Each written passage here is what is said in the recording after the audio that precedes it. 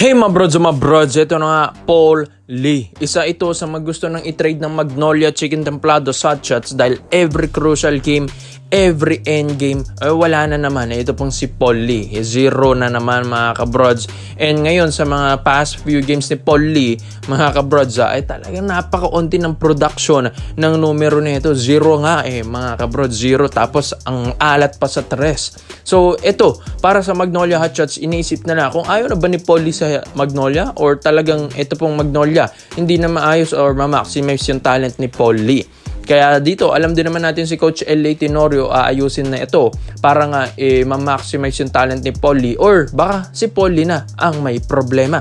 Kaya gusto rin ni Coach Tenorio, mga kabrods, ni Coach L.A. na i-trade si Paul Lee sa ibang koponan. Ito, pero sa alaman din ng lahat, ayon din sa mga reports and rumors natin, ng San Miguel Beermen, handa itong kunin, ito pong si Paul Lee via 3-team trade. Yes, mga kabrods. Ito pong si Paul Lee, gustong gawan ng paraan ni Coach Leo Austria. Alam din naman natin si Coach Leo, magaling ito mag-develop ng isang point guard na scorer. Tapos ito, si Paul Lee, isang point guard na scorer, shooting guard, mga kabrods. And ito, gustong kunin ni Coach Leo Austria para nga mas madagdagan ng shooter at sharp shooter ang SMB. Alam din naman natin, ito pong si Coach Leo Austria, tsinatsaga niya kahit hindi man ganun kalakas yung point guard niya. Kaya nga, di ba, nagsilakasan yung mga Jericho Cruz dyan, tapos sina Simon Enciso, dahil tsinaga ni Coach Leo Austria ito pong mga players na ito. Tapos lalong-lalo na ito pong si Paul Lee, na one of the best scorer na veterano dito sa PBA,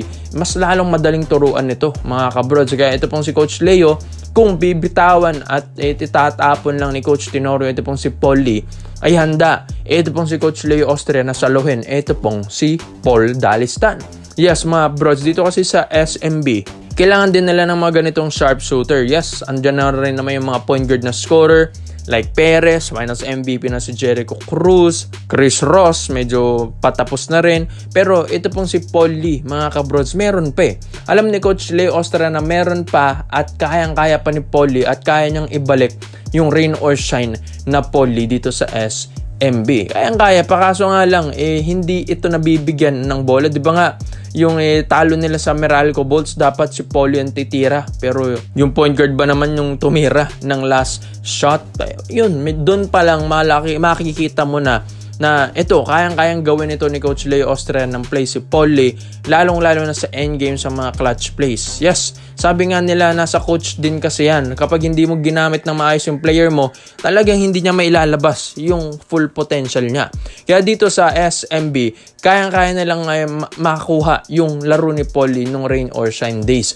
Sa Magnolia, hindi man ito maibalik ni Paul Lee, pero sa SMB, kayang-kaya nito. Gagawa ng play ni Coach Leo Austria, gagawa ng paraan si Paul Lee, mas lalong lalakas ang isang Paul Lee dahil veterano na ito, scorer na gaya ng ginagawa niya kina CJ Perez, mga kabrods. Kaya magandang additional to para sa SMB. Mahirap daw kasi kung maitapon mo si Paul Lee sa ibang koponan tapos dun gagawa, di mas lalong masakit sa ulo na naman para sa SMC teams yun kapag ito pong si Paul Lee ay kalaban na nila. Kaya ito, mas kukunin nila, mas gusto nilang maging kakampi si Paul Lee dito sa SMB. Gagawa ng paraan ito pong 3-team trade na ito para mailipat ito pong si Paul Dalistan Lee dahil hindi nga siya komportable na sa Magnolia.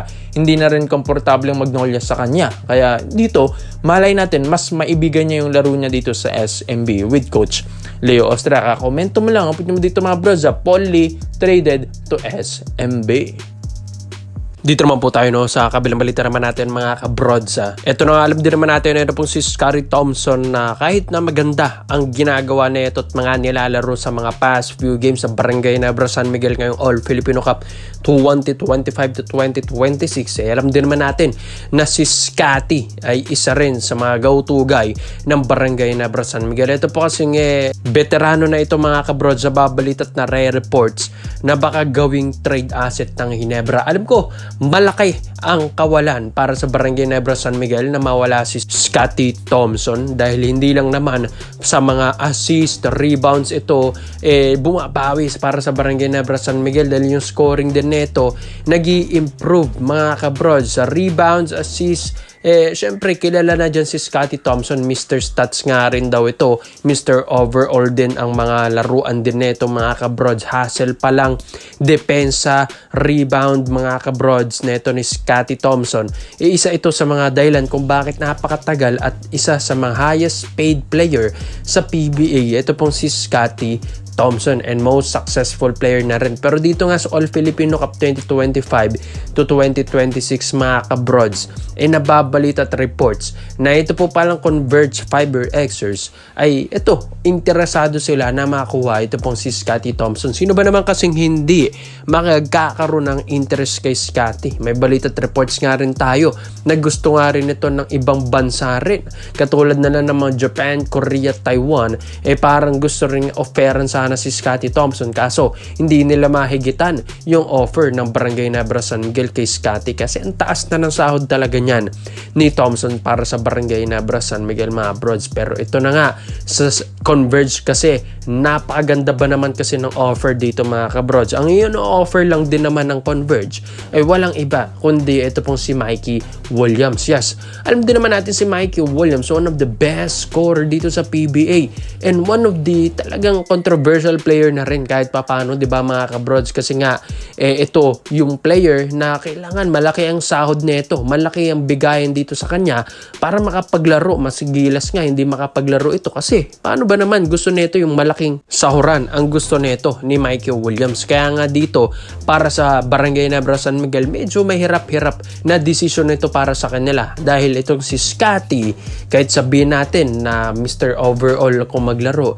ito na pong si Mikey Williams mga kabrods, kumbaga meron ka ng import sa iyong kuponan kung sakali Yes, ito po kasing si Michael Williams, binigyan ba naman ng 2 kampyonatong TNT Tropang Giga tas 2 finals MVP, sa kanya pa yun. Kaya mga kabrods, ang hirap mag-decide.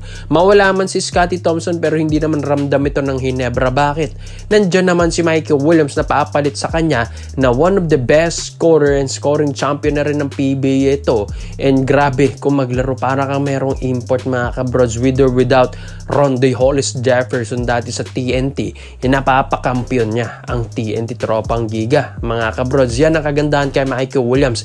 Kahit na sabihin natin mukhang pera ito, sabihin natin mga kabrods, sabihin nila mukhang pera naman din talaga daw si Michael Williams, bibigyan ka rin naman ng kampyonato nito. Kaya niyang magbuhat ng kupunan mga brods kahit hindi man ganun kalakas yung lineup dati ng TNT.